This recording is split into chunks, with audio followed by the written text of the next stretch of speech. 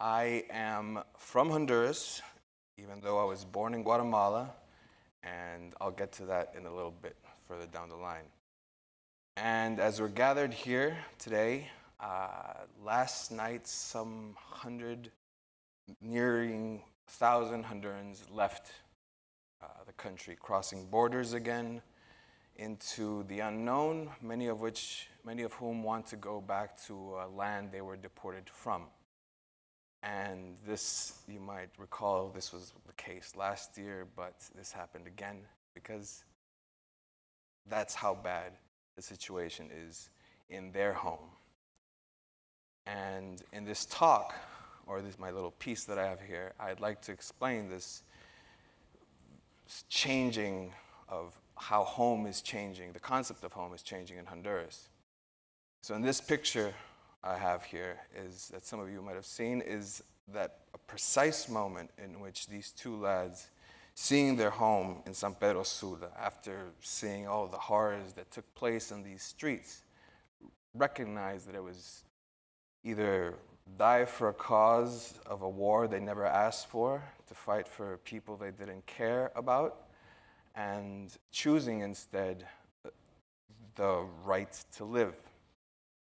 And in Honduras, you have all sorts of armed actors that come in, come out, and appear and take lives with impunity, without accountability, and lives that just end with no real purpose other than a quota set by the different leaders of these groups, such as this moment in which the crash and noise of an advancing military police advanced towards a peaceful demonstration, and they maraud through the neighborhoods in which Jason and Moises, who were in the previous picture, live, and they have to deal and endure that.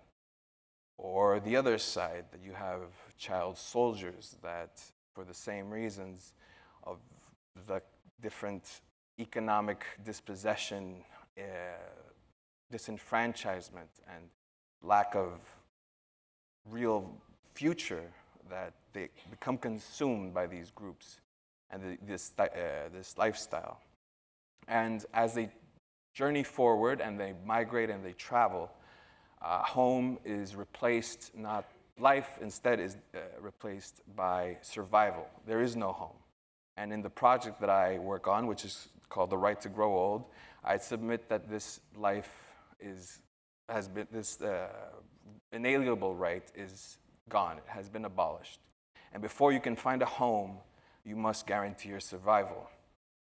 And in the case of, and this is a case of these boys who found a home and the process of migrating. These boys from the northern Caribbean coast, in the journey through Mexico, they met each other and said, "Hey, I like you, you like me. We seem to be working well with each other. Why don't we pool our resources and live together?" This is the story of Theo, who is the lad in the middle. And sometimes home can be the loving embrace of your partner, as is the case here of Alex and Adriana, who are in Tijuana, and they were on their way to a gynecologist it was the first time they'd been to the doctor, to be able to see how their family unit was growing, even though they had nothing. The embrace, as I quote Adriana, was the home that she didn't have in Honduras. And sometimes home can just be the skin that you're in, as was the case of Josefina, who fled sexual slavery that she was bound to by the very people that brought her into this earth. And going back to me, I'm from Tegucigalpa, and this picture was taken from my actual home, looking at my home. And in Tegucigalpa, my family history, the short story of it, is that my grandmother, just to keep it simple, was Palestinian, and so was my grandfather from Bethlehem.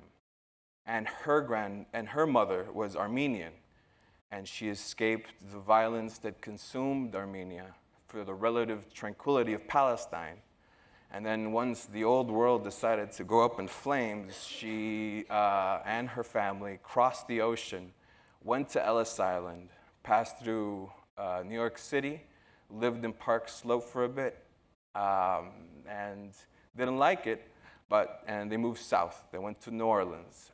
And at the port of New Orleans, they tried to make a living. They didn't much care for the life that they found there, but they heard from the banana boats and people at the port that there was this country, this Honduras, where there was bountiful work, that there was plenty of which they hadn't had since they left Palestine. And off they went in that boat, bounced around the Caribbean, made it to Honduras, lived a little bit on the coast of Honduras, and made it down to Tegucigalpa, where I am from, in which my grandmother eventually went from being strictly Palestinian and integrated into the society and created this new identity, of which I am the inheritor of.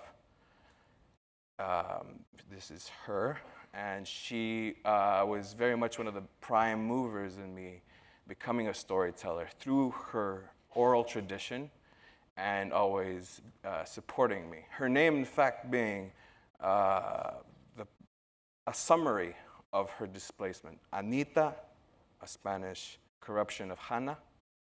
Hasbun, a storied family name in Bethlehem. Bahayan, a name from old Yerevan. So, in seeing the stories that I heard, that I was a migrant family myself. I was a migrant myself in Honduras. That home was really several homes. That our family straddled the border. In this case, straddled the ocean.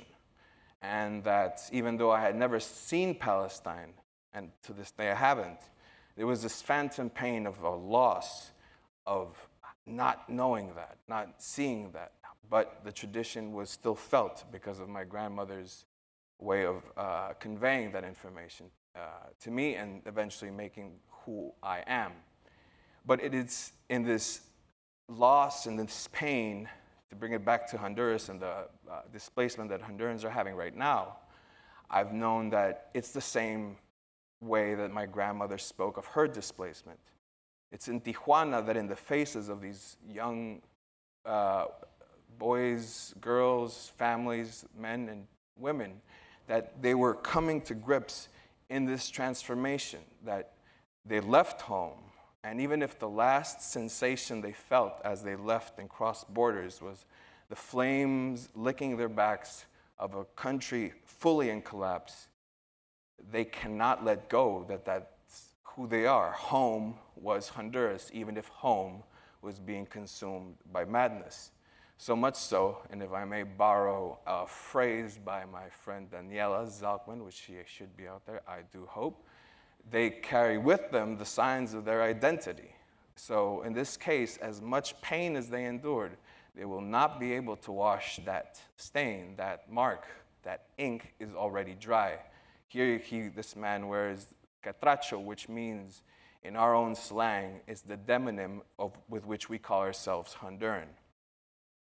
And in this situation, I've come to realize that the process of moving forward, of displacement, identity is an important factor in finding a new home, in finding a home after you leave. Much like my family found themselves in this Palestinian-Honduran syncretism, Hondurans, once they find the safety of a place they can call home, they'll be able to become Honduran so-and-so, even if it means in the cities of the Northeast United States, somewhere in the two-story building neighborhoods of Los Angeles, or in the middle of Mexico. I believe that in the process of crossing borders, in the process of journey, the process of displacement, it is a transformative event, that with each border that they cross, these people, and as I think this can be said of migrants at large, is that transformation comes with each border that they cross.